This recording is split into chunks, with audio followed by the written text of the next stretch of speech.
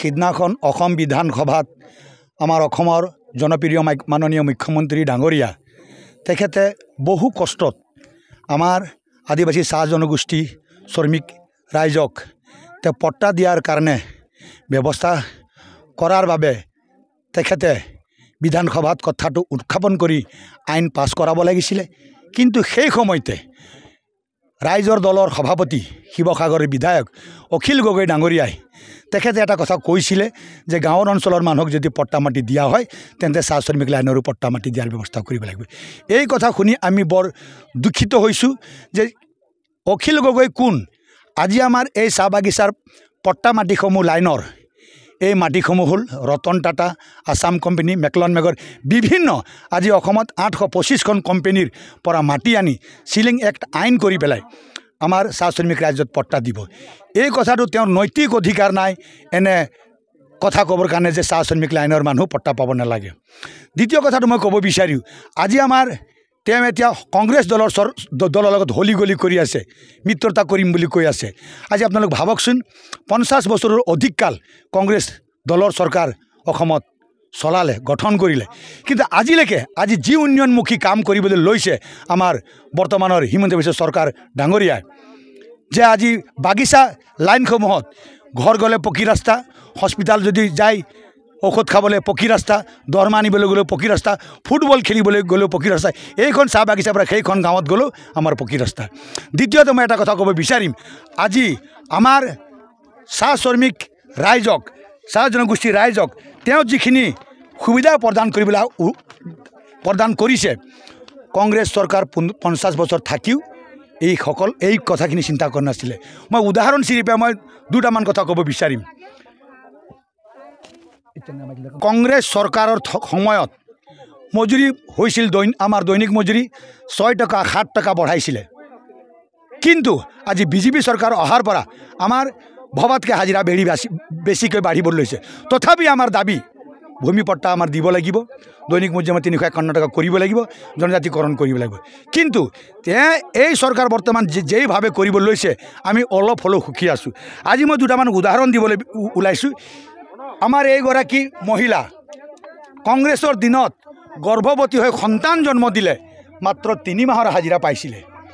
বৰ্তমান এই 9 বছৰীয়া চৰকাৰ এইসকল হাড়ক মাটি তেজক পানী কৰা এই বাচ্চাটো কেনেকৈ সুৰক্ষিত হ'ব, মাকে কেনেকৈ ভালকৈ বাগানত কাম কৰিব, তেওঁলোকক 3 মাহৰ পৰিৱৰ্তে 6 মাহ হাজিৰা কৰি দিছে, অৰ্থাৎ দুগুণ হাৰ বঢ়াইছে হাজিৰা। কি চিন্তা কৰিছে মুখ্যমন্ত্ৰী হিমন্ত বিশ্ব শৰ্মা, যে তেওঁ চিন্তা কৰিছে যে হাড়ক মাটি তেজক পানী কৰা এই শ্ৰম কৰা শ্ৰমিকসকলক এনেকৈ আমি সহায় কৰিব লাগে। ভাবকচোন, কংগ্ৰেছ দলৰ চৰকাৰ এই বাচ্চাবিলাকৰ কথা চিন্তা কৰিছিল নে কোনোবা দিনা? নাই কৰা। আজি বাগানৰ ছেকশ্যনত এই বাচ্চাসকলক যেতিয়া লৈ আহিছে, ইয়াত গাখীৰ খুৱাব লাগে মাকক, ক'ত বহিব, ক'ত ছাঁ আছে, ধুমুহা বতাহ যদি আহি গ'ল কেনেকৈ তেওঁলোক ক'ত কি কৰিব? এতিয়া আমি জানিব পাৰিছোঁ প্ৰত্যেকখন বাগিচাত ছেকশ্যন ওজন ঘৰ বনাবলৈ লৈছে, আৰু ইতিমধ্যে আমাৰ বাগিচাসমূহত এই ছেকশ্যন ওজন ঘৰৰ টকা আবণ্টন হৈছে, ক'ৰবাত 5 লাখ, ক'ৰবাত 6 লাখ টকা কেনেকৈ আৰম্ভ কৰিছে। ভাবকচোন, আমাৰ গৰ্ভৱতী মহিলাৰ সন্তান জন্ম দিয়াৰ কথাটো মামাই আজি চিন্তা কৰিবলৈ লৈছে। এনেকৈ কোনে চৰকাৰ কোনদিন চিন্তা কৰিছিল? সেইকাৰণে আজিৰ পৰা আমি বাগিচা গৈ আছোঁ, আৰু আমি এটা কথাই ৰাইজক ক'ব বিচাৰিম, আজিৰ পৰা আমাৰ 9 বছৰীয়া বিজেপি চৰকাৰ আদিবাসী চাহ জনগোষ্ঠী ৰাইজৰ বাবে উন্নয়নমুখী কাম কৰবাৰ জন্য চলো যাব আমৰা বাগানকেৰ কামজাৰি মে আলোচনা কৰতেলে। আজিৰ পৰা আমাৰ এই প্ৰগ্ৰাম আৰম্ভ হ'ব, আৰু আমি নগাঁও জিলাৰ অন্তৰ্গত লগতে আমি অসমত চেষ্টা কৰিম সকলো বাগানত গৈ পেলাই আমাৰ কামজাৰি কৰাৰ সময়ত আমাৰ মা ভনী চাহ শ্ৰমিকৰ লগত আমি এইখিনি কথাখিনি মত বিনিময় কৰিম। বিধায়ক অখিল গগৈক আজি প্ৰতিকৃতি দাহ কৰা হৈছে। তেওঁ আপোনালোকৰ যিটো বিল উত্থাপন হৈছিলে সেইখনত তেওঁ অপ'জ কৰা পৰিলক্ষিত হৈছিলে আৰু আপোনালোকে আজি তেওঁৰ বিৰুদ্ধাচৰণ কৰা পৰিলক্ষিত হৈছে। কি ক'ব বিষয়টো? এই বিষয়ে আমি এটা কথা ক'ব বিচাৰিম যে ভাবকচোন আজি 200 বছৰ আমাৰ হ'ল, 200 বছৰ হ'ল আমাৰ যেতিয়া ব্ৰিটিছে আমাক আনিছিল। প্ৰথম আমাৰ নাম হৈছিল কুলি, চালান কুলি, লেবাৰ, মজদুৰ। আজি আমি চাহ শ্ৰমিক হওঁ। তেওঁ অকণো মৰম নাইনে বাৰু আমাৰ আদিবাসী চাহ শ্ৰমিকৰ বাবে? তেওঁ কিয় ক'ব লাগে? আৰু এইটো একেবাৰে ঘৃণনীয় কথা কৈছে। তেওঁ এজন পঢ়া শুনা ব্যক্তি, তেওঁ এটা দলৰ সভাপতি হিচাপে মন্তব্য কৰিব লাগিব। সেইকাৰণে মই সিদিনাখন কৈছিলোঁ যে তেওঁ ৰাইজৰ দল হ'ব নাছিলে, অন্য কিবাৰ দল সভাপতি হ'ব লাগিছিল। গতিকে পুনৰ ৰাক্ষসৰ দলৰ সভাপতি হ'ব লাগে। পুনৰ সকীয়াই দিব বিচাৰিছোঁ, আপুনি আমাৰ চাহ জনগোষ্ঠী অধ্যুষিত অঞ্চলত নাহিব, অন্যথা আপুনি চাহ শ্ৰমিকৰ আগত জবাব দিব লাগিব যে কিয় চাহ শ্ৰমিক ৰাইজৰ লাইনৰ মাটি পট্টা নাপাব। চাহ বাগিচাত অখিল গগৈক নিষেধ কৰা হৈছে নেকি? আমাৰ নগাঁও জিলাত সম্পূৰ্ণ নিষেধ কৰা হৈছে। কালি পৰহিৰ পৰা আমাৰ পোষ্টাৰ বেনাৰ ওলাই যাব প্ৰত্যেকখন চাহ বাগিচাত। কালি পৰহিৰ পৰা বাগিচাত সোমাবলৈ কোনো ধৰণে নিদিব। যদি কংগ্ৰেছ দলৰ লগতো আহে, কংগ্ৰেছ দলৰ মানুহ খেদা দেখাব তেওঁৰ লগত, স্পষ্ট সেইটো।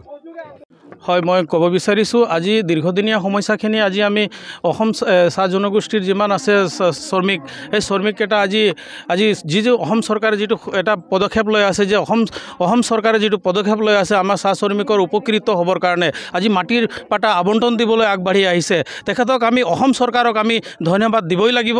আজি এই চৰকাৰ যেনেকুৱা ধৰণৰ পদক্ষেপ লৈ আছে আমাৰ চাহ জনগোষ্ঠীৰ হিতত যে মাত মাতি আছে, সেইখিনি আমি বহুত ধুনীয়া আমি এই চৰকাৰক আমি ধন্যবাদ দিছোঁ। আজি আমি ইমানখিনি আমি চৰকাৰে সুবিধা কৰাৰ স্বত্তেও আজি আমি এই যিটো মন্তব্য দিছে এই অখিল গগৈয়ে যিটো মন্তব্য দিছে, এই মন্তব্যটো আমি ধিক্কাৰ দিছোঁ। আজি এই কথাটো অখিল গগৈ ক'ব নালাগিছিলে। একচুৱেলি তেখেতে এইটো কোৱাৰ কাৰণে আমি গোটেই অসমৰ 3,33,000 শ্ৰমিকে আজি তেখেতক মানে বিৰোধী নেতা হিচাপত আমি ঘোষণা কৰিছোঁ। তেখেতক আৰু বাগানত আমি সোমাব নিদিওঁ। আমি নগাঁও বাগান, অসমৰ কোনো বাগানতে আমি তেখেতক আমি সন্মান নকৰোঁ।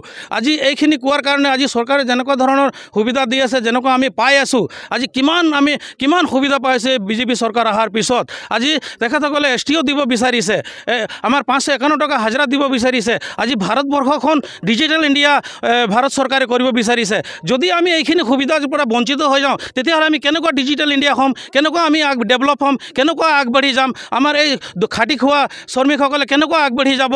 আজি বিজেপি চৰকাৰে এইখিনি কথাটো চিন্তা কৰি পেলাই আমাক এইখিনি কৰিব বিচাৰি আছে। এই বিৰোধী নেতা আমাৰ অখিল গগৈয়ে তেনেকুৱা এই মন্তব্য এটা দিব নালাগিছিলে, কিন্তু তেখেতে দিয়াৰ কাৰণে আমি আজি বহুত দুখিত হৈছোঁ। তেখেতৰ যিটো বাগান শিৱসাগৰত 100ৰ ওপৰত বাগান আছে, তেখেতৰ তাতো শ্ৰমিক আছে। সেই শ্ৰমিককেইটা আজি বহুত দুখিত হৈ আছে। আজি আমি চৰকাৰে ডিজিটেল ইণ্ডিয়া কৰিছে, আমি বহুত ভাল পাই আছোঁ। যদি আমাৰ ৰাস্তা ঘাটো হৈ যায়, আমাৰ 551 টকা হাজিৰা হৈ যায়, ST দি দিলে আমি ভাৰতৰ যিখিনি সংবিধানৰ অধিকাৰটো আমি পাম বুলি আমি আশা কৰিছোঁ। চাহ বাগিচাত মহিলা শ্ৰমিকে আজি অখিল গগৈৰ প্ৰতিকৃতি দাহ কৰা হৈছে আৰু চাহ বাগিচাত অখিল গগৈ প্ৰৱেশ নিষেধ কৰিছে নেকি? প্ৰৱেশ নিষেধ কৰা হৈছে তেওঁক।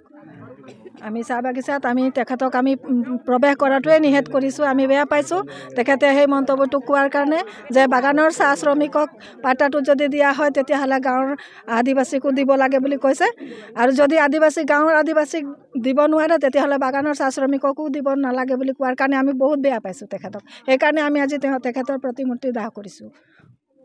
তেওঁ আমাৰ যিকোনো খবৰৰ বাবে যোগাযোগ কৰক 7099017330 লগতে 7099017110 নম্বৰত।